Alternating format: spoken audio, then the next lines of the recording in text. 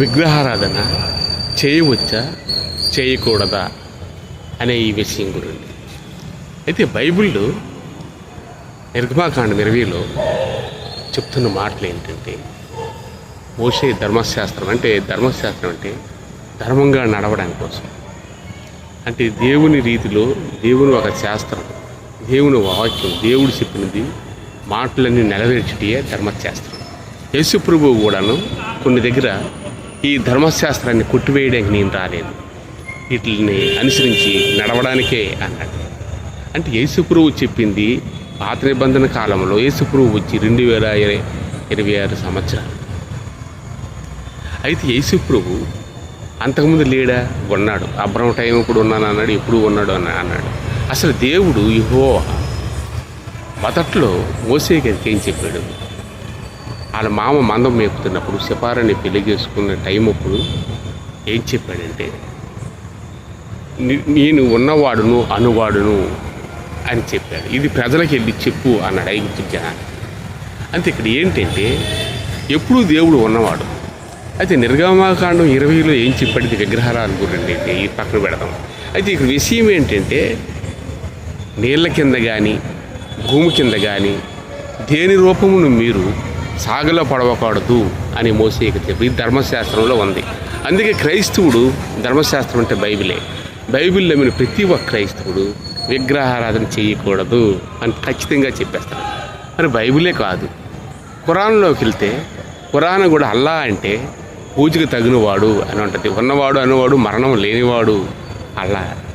కాబట్టి నేను తప్ప వేరొక దేవుడు లేడు అని అర్థం అల్లాహు అంటే. అక్కడికి అదే అర్థమవుతుంది.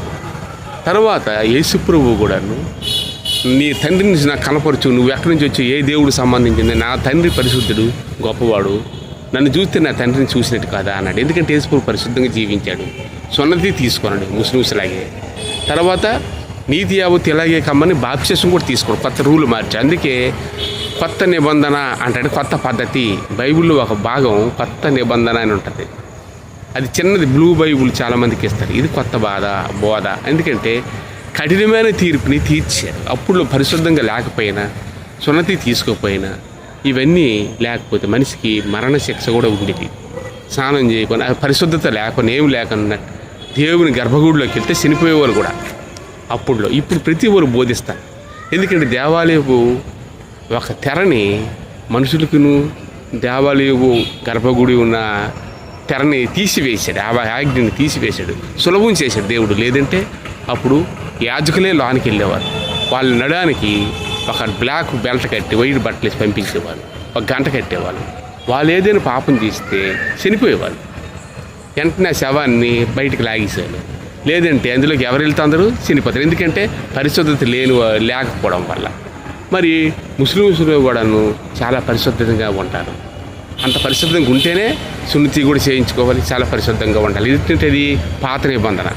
ముస్లిమ్స్ నడిపించిందంతా పాత నిబంధన. అప్పుడు అంతే, పాత నిబంధన గ్రంథం ధర్మశాస్త్రమే. అది కొట్టివేయడానికి యేసు ప్రభువు రాలేదన్నాడు. అది యేసు ప్రభువు చెప్పిన మాట చాలామందికి అర్థం కాలే. ఆర్సీఎం అని, రామణ కార్తిక్ అని ఎన్నెన్నో సంస్థలు పెట్టించుకున్నారు. కానీ యేసు ప్రభువు యెహోవా నా దేవుడు అని అక్కడైనా అనలేదు. అది మానవుడు యెహోవని, యా అని, యెహోవా వీరని, క్రీస్తు సంఘం అని, కొంతమంది స్వస్థతలు నమ్మరు, కొంతమంది ఇది నమ్మరు, కొంతమంది నమ్ముతారు. ఇలా ఎన్నో రకాలైన సంఘాలు, ఎన్నో రకాలైన డినామినేషన్లు పెట్టుకొని ఉన్నారు. అయితే దేవుడు నా తండ్రి పంపిస్తే నేను వచ్చాను, నా ఇంత నేను రాలేదని ఎప్పుడు కూడా పైన దానికే వాళ్ళు చెప్పుకొచ్చారు. కాబట్టి పక్కన పెడదాం.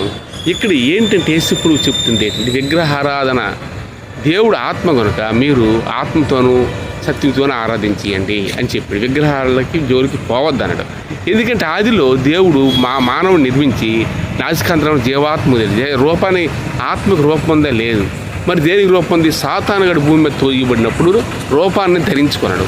వాడు ఎక్కడైతే మానవుడు అజ్ఞానంగా ఏ రాయికో మొక్కినప్పుడు అందులోకి వచ్చేస్తాడు. కాబట్టి విగ్రహానికి ప్రార్థన చేయకూడదు. ఎందుకంటే ఖురాన్లో లేదు విగ్రహం చేయకూడదని, బైబిల్లో లేదు. ఈ భూమి మీద 249 దేశాల్లో ఒక 100 దేశాలు ముస్లిమ్సే, ఒక 160 దేశాలు క్రిస్టియన్. ఇది అది ఒకటే, తేడా ఏముండదు. అందులో యేసు ప్రభువు ఉంటాడు, ఇందులో యేసు ప్రభువు ఉంటాడు, అన్నీ ఖురాన్లో కూడా ఉంటాడు. మరి ఈ గురించి యేసు ప్రభు గురించి ఉంటుంది. కాబట్టి విగ్రహాల జోలికి పాకడి అనే ఉంటుంది. ఇది చూసిన వీడియో చూడండి. అయితే ఈ విగ్రహం తప్ప ఏంటంటే దేవుడు చెప్పిందే పదాజ్ఞలో అది నిర్మాకాండం 20వ అధ్యాయంలో ఉంటుంది. భూమి కింద కానీ నీళ్ళ కింద కానీ దేని రూపం మీరు చేసుకోకూడదనే అల్లా అని మాట కూడా అదే. దేవుని పూజకి తగినవాడు దేవుడు. నేను తప్ప వేరొక దేవుడు అల్లాహు అంటే దీని తప్ప వేరొక దేవుడు ఉండకూడదు అనేది. మరి యేసుప్రభు ఎలాగున్నాడు? దేవుడు ఆయన ఉంటుండగా అనొచ్చు. యేసుప్రభు తర్వాత కాలంలో జనాలు తగ్గిపోవడం వలన ఏ మానవుడు ప్రవక్తలు ఉండేవారు, ప్రకటించేవాళ్ళు, ఎవరు వినేవారు కాదు. ప్రవక్తలు ఎక్కడో వద్ద తప్పు చేసేవాళ్ళు. కాబట్టి దైవ కుమారుడు పరలోకం నుంచే పంపబడిన యేసుప్రభు భూమి మీదకి వచ్చిన తర్వాత ఈయన ఏ తప్పు చేయలేదు, నీతి నిలకడగా ఉన్నాడు. కాబట్టి దైవ కుమారుడు ఇది యోహాను సువార్తలో ఉంటుంది. ఆత్మీయ శరీరధారియే కృపా సంపన్నుడై మన మధ్యకి వచ్చాడు. ఆత్మే శరీరం ధరించుకుంటూ మళ్ళీ అదే శరీరాన్ని ఆయన విడిచిపెట్టాడు. దాన్ని నమ్మమని చెప్పలేదు. సమాధి చేశారు. సమాధి నుంచి పరిశుద్ధాత్మ శక్తులు పైకి వెళ్ళాడు. ఈ రూపం గట్టి వెళ్ళలేదు. అందువల్ల రూపాన్ని ప్రార్థన చేయకూడదు. యేసు ఇలాగున్నాడని పెడతానంటే అప్పుడు ఇలా ఉండేవాడని వాళ్ళు పెట్టడమే కానీ బొమ్మకి పూర్తి మొక్కకూడదు. యేసు ప్రభు ఆత్మనికి ప్రార్థన చెయ్యాలి. ఆయన ఆత్మ, నేను ఆ దేవుడు ఆత్మ కనుక ఆత్మతో సత్యంతో ఆరాధించాలి. విగ్రహ ఆరాధనకి చేయవద్దు అని చెప్పాడు. Thank you. ఈ వాక్యాన్ని మీరు చాలా మంది షేర్ చేయండి. Thank you.